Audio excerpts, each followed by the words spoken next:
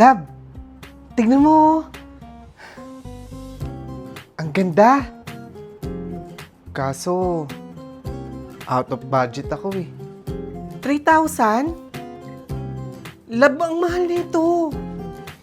Kasi Lab, gusto ko sana i-heal yung inner child ko. Hindi kasi ako nagkaroon ng mga laruan ng bata ko eh. Ganun ba, Lab?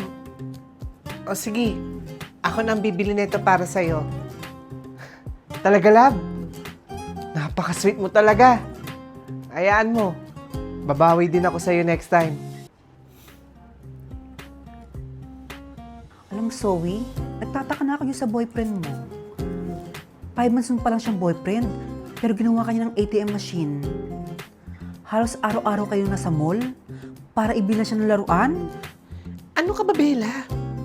Baka marinig ka ni Andre. Okay lang yun. Tsaka, ang love language ko ay pagbibigay. Parang hindi mo naman alam. Alam ko naman yun. Hindi naman sa nangingialam ako sa inyo, ha? Pero hanggang kailan niya i-heal yung inner child niya? Buti sana kung pera niya yung ginagas niya.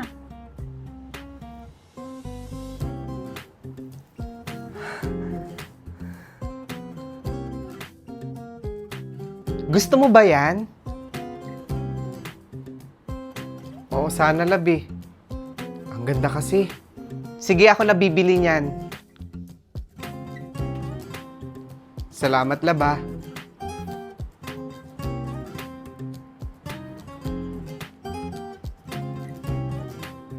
Kain tayo sa labas, love. Libre kita. Saan tayo magde-date, love? Basta. Di ba sabi ko naman sa'yo, babawi ako.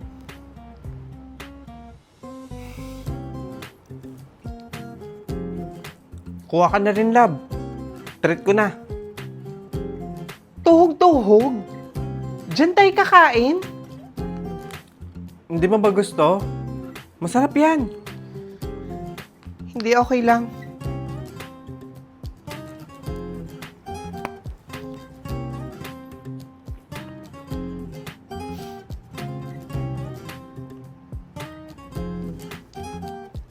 Love, pwede ba akong humingi ng favor bago tayo umuwi?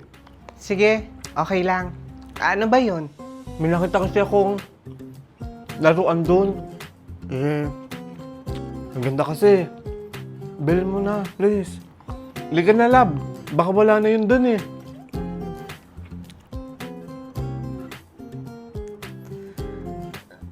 Pambabae yan ah.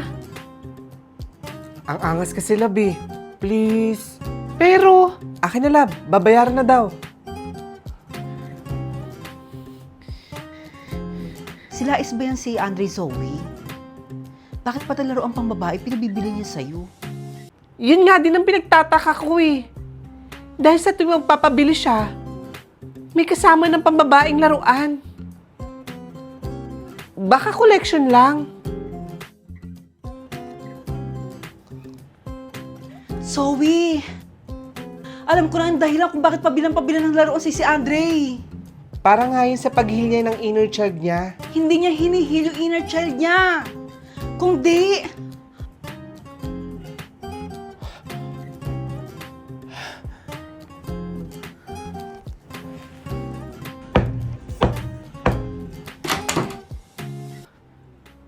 Zoe, anong ginagawa mo dito?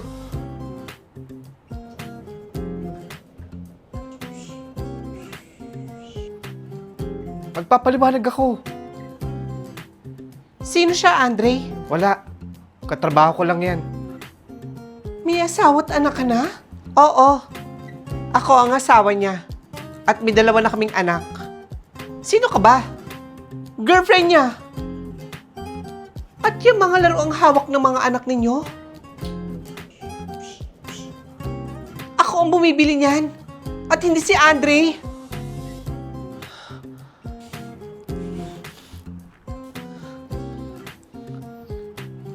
Walang iya ka, Andre. Kumuha ka pa talaga ng ATM machine mo? Akala ko pa naman nagbabalik ka ng buto. Batugan ka talaga. Kumuha ka pa ng tagabili ng mga laruan ng mga anak mo.